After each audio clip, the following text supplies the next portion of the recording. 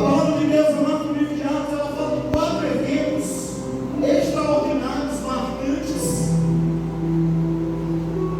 que são fundamentais para nós entendermos a atuação do Espírito Santo na igreja primitiva. Quando nós paramos para analisar esses eventos, amados, a gente deixa muito mito cair, a gente deixa muita dúvida cair, sabe, muito modismo cair. A gente, quando para analisar a ação do Espírito Santo na vida da igreja primitiva, a gente para de ser levado pelas nossas emoções, pelas emoções dos outros, pelas modas colocadas muitas vezes dentro das igrejas, de tempos em tempos. E quando a gente vai ficando mais maduro na presença de Deus na igreja, a gente começa então a ter essas experiências, a lembrar de experiências passadas,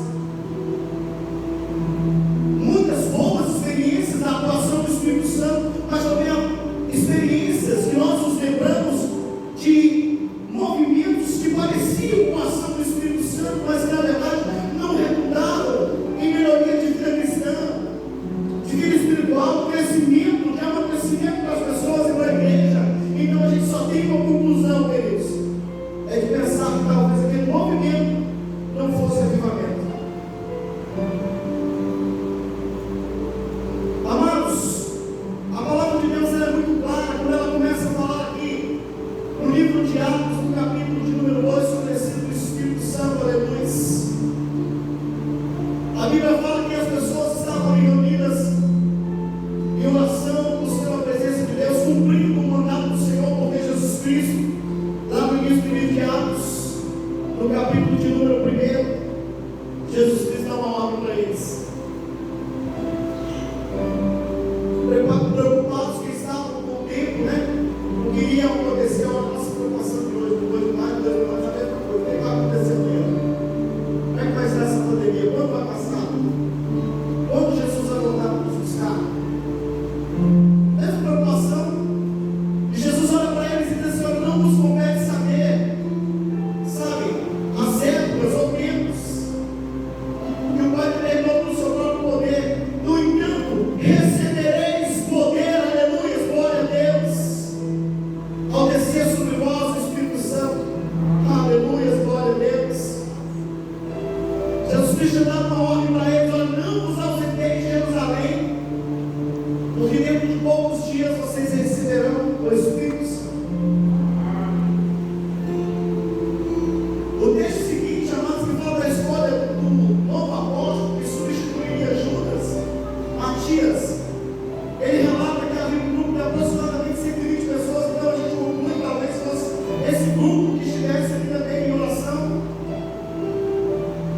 120 pessoas, 120 discípulos, cumprindo o mandamento do Senhor, e ficaram ali esperando que o Espírito Santo viesse. Mas Jesus não disse: olha, será em um dia, será em 2, em 3, em 4, em 5. Havia alguns pré-requisitos, mas não estava pré-estabelecido o tempo. Olha, como para Deus um dia como 1.000 anos e 1.000 anos como um dia. Eu garanto para vocês, amados, que aqueles irmãos, eles não estavam mais preocupados com o tempo. Naquele momento em diante, eles ficaram ali somente buscando, glorificando ao Senhor. E no momento oportuno, o Espírito Santo diz a palavra de Deus, que eles ouviram um som, como de um vento impetuoso, que encheu toda a casa que eles estavam assentados. Amados, olha, eles não conseguiram ver o vento.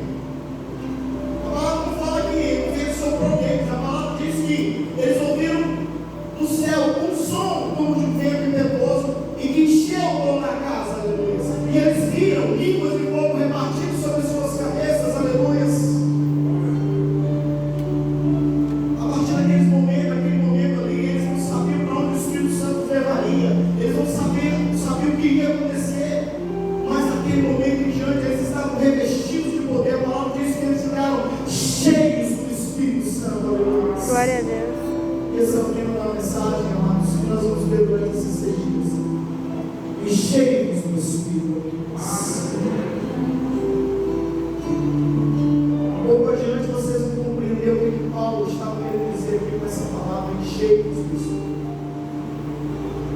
Naquele momento, amados, aqueles discípulos então cheios do Espírito Santo, eles passaram a fazer coisas extraordinárias, porque o Espírito Santo, quando ele enche, ele tem um propósito, porque nós podemos pensar na atuação do Espírito Santo de algumas maneiras.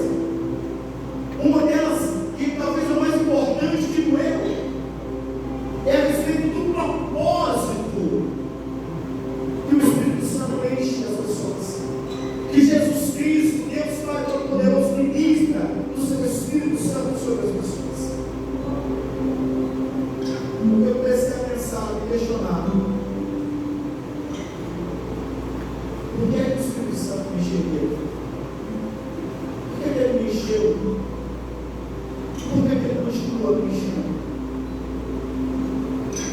Qual é o propósito do Espírito Santo que me encheu? Porque hoje, amados, nós começamos muitas vezes a olhar e a ver muitas vezes uma exploração desta bênção maravilhosa que é o Espírito Santo na vida das pessoas. E aí começamos muitas vezes a perder o propósito, porque já não se convenciona mais saber o porquê que o Espírito Santo está agindo. Amados, começa a meditar nesta noite por que o Espírito Santo te encheria. Qual seria a vantagem? A vantagem é para você, é uma vantagem pessoal, é uma vantagem para a denominação que você tem, que você participa, ou é uma vantagem para o Espírito Santo, ou é uma vantagem para a obra do Espírito Santo? Qual é o propósito? A palavra diz, então, amados, que eles começaram a fazer coisas extraordinárias. Logo de imediato, Pedro, aquela pessoa retraída, truncada, começa a pregar no Espírito Santo, começa a pregar a Jesus Cristo, começa a pregar com ousadia para as pessoas que ali estavam. E diz a palavra do Senhor, amados, que foram cerca de 3.000 almas que se converteram naquele dia. Oh, aleluias! Então, por que o Espírito Santo encheria Pedro?